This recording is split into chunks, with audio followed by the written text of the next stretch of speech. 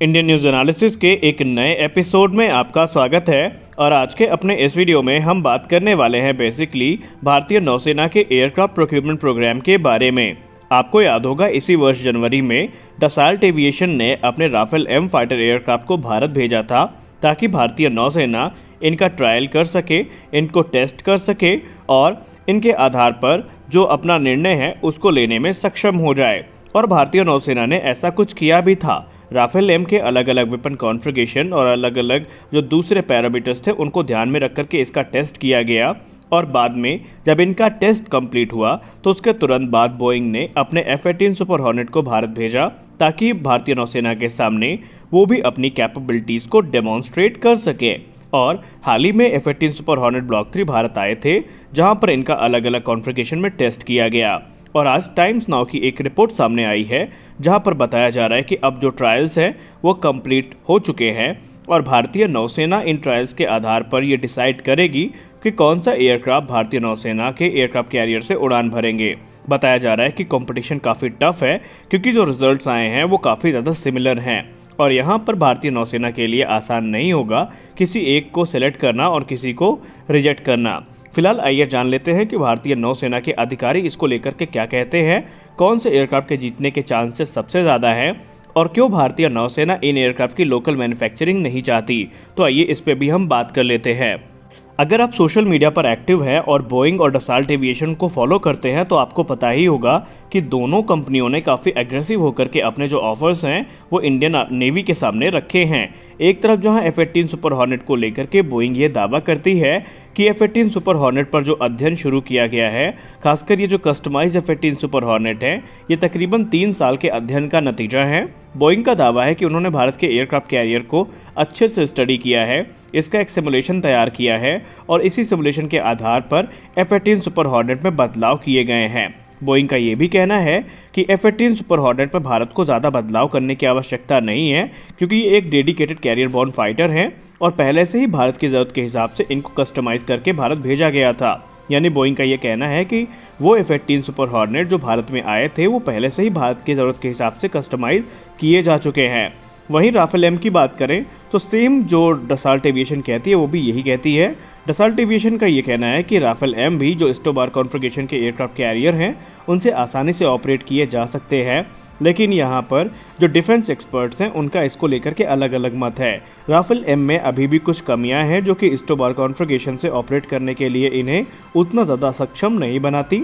सबसे जो बड़ी कमी यहाँ पर देखी जा रही है राफेल एम की एक्सपर्ट्स की नज़र में वो ये है कि इसे एक डेडिकेटेड कैटोबार कॉन्फ़िगरेशन के एयरक्राफ्ट कैरियर से ऑपरेट करने के लिए बनाया गया है और अगर इन्हें स्टोबार कॉन्फ़िगरेशन में ऑपरेट करना होगा तो इनके जो लैंडिंग गियर्स हैं उनमें बदलाव करने पड़ेंगे और हो सकता है इसमें छोट-मोट स्ट्रक्चरल चेंजेस भी करने पड़े।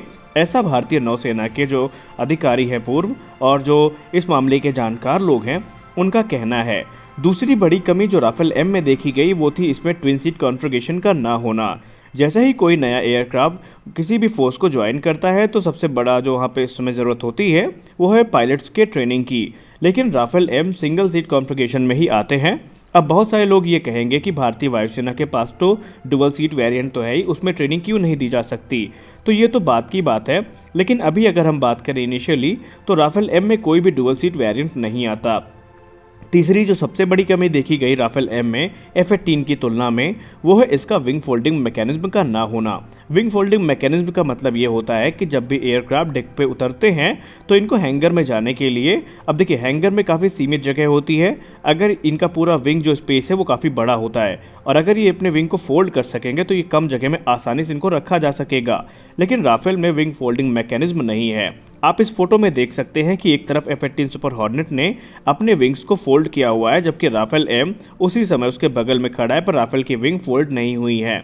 तो ये भी एक बड़ी कमी के तौर पर देखा जा रहा है और इसी चीज़ को लेकर के बोइंग लगातार डसाल्ट एविएशन को ट्रोल भी कर रही है। बोइंग का ये कहना है कि भारत की ज़रूरत के हिसाब से इसमें कोई भी परिवर्तन नहीं किया जाएगा क्योंकि यहाँ पर पहले से ये सारे एयरक्राफ्ट भारत की ज़रूरत के हिसाब से ही तैयार किए गए हैं और किसी प्रकार की जो ज़रूरत है यहाँ पर उसको ध्यान में रखते हुए अगर भारतीय नौसेना कहेगी तो निसंदेह बोइंग उसके बारे में ज़रूर विचार करेगी।